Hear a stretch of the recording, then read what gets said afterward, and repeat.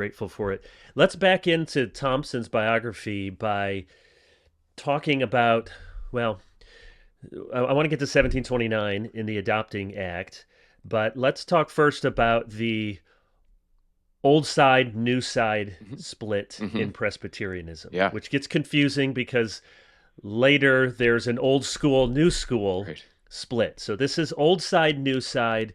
They're hard to believe. There may be people listening to this who aren't experts in Presbyterian American Presbyterian history, though we all want to be. So Mhm. tell us what that split was about and where Thompson falls in that divide in the early part of the 18th century. Yeah, that's actually a great place to start because I think in many ways that was part of what Thompson's character is. He's a old cider through and through, and really led that whole movement.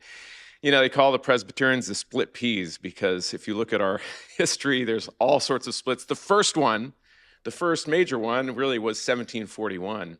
And this was coming on the heels of the Great Awakening. And the Great Awakening was a time where obviously everyone was concerned for the spiritual state of the United States. And this was actually something that it's often attributed to the Newsiders, that they were the ones that were most attentive to this need for revival. Actually, what's interesting and what I've found in reading Thompson is he agreed with them that there was a need Mm-hmm. for revival.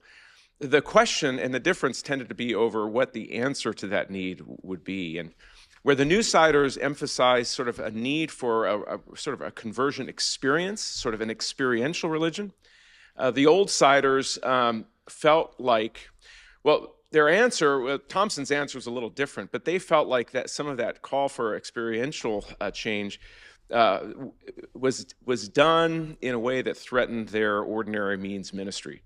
So you had guys like Gilbert Tennant, who's a New Sider.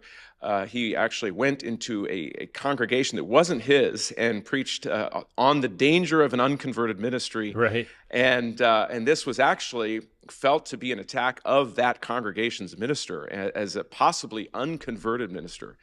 And so, Understandable guys, why they might take it that way. yeah, yes, Yeah. right. And if you read it, it was provocative. It was, and Thompson personally, he expresses in one of his writings that he was one of the ministers that was in Tennant's sights for this, and so it took real offense to that, I think, and really found it to be problematic. And his concern was not just to defend his own, honor as a Christian, but really actually concern for the flock. He felt like this undermined people's assurance of salvation Mm. and was disruptive to more quiet piety, right? The quiet person who grows up in the church, maybe doesn't have a conversion experience moment that they can remember, and so on. And so, anyway, that was sort of I think the main difference between the old side and the new side as far as how they understood revival should happen and what was going on. In 1741, now you're in the thick of the revivals, and at this point, and it's a sort of a long, drawn out process, but there were these. These concerns the old side had with how the new side was engaging this, and in the context of the church, and there were these protests back and forth, and you get to the synod at 1741, and the two sides were at odds enough that they said, all right, the old side said, if we're unconverted, you shouldn't be sitting with us to make decisions for Mm-hmm. the church.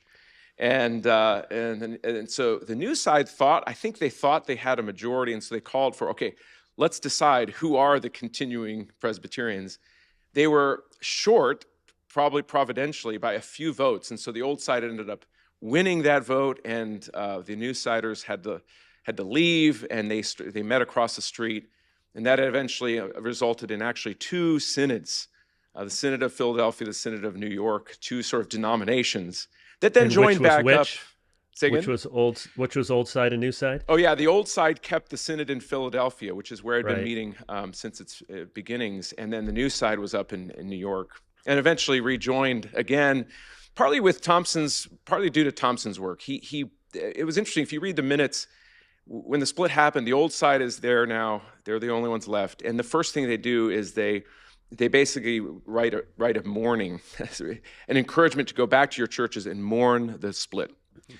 So they weren't happy about it, And they started immediately working on trying to get back together. And eventually they did. After John Thompson died, unfortunately, he didn't live to see that, Hmm. but he had been instrumental in the process. So yeah, that's a great history. They come back 58, correct? Yeah. Hmm. Yeah, 1758. And so that's why they don't have a General Assembly until 89, but Yes. essentially the General Assembly is called the Synod of New York and Right. Philadelphia because Right. it's the reunion of that. And you mentioned Daryl Hart, and Daryl is I've read I think almost all of his books. He's a very good writer, very good historian. I think Hart and Meether's book on American Hmm. Presbyterianism, I think that's a P&R book, is a great place to become acquainted with the history. But it's not by accident that you would talk about Daryl's influence because Daryl is sympathetic toward the old side. And you mentioned here the maybe not the historiography, but certainly as American Presbyterianism plays out, it is kind of more the new siders become, I mean, they have the institutional heft. They're the ones who are in charge of Princeton. Hmm. They really become to dominate the Presbyterian Church,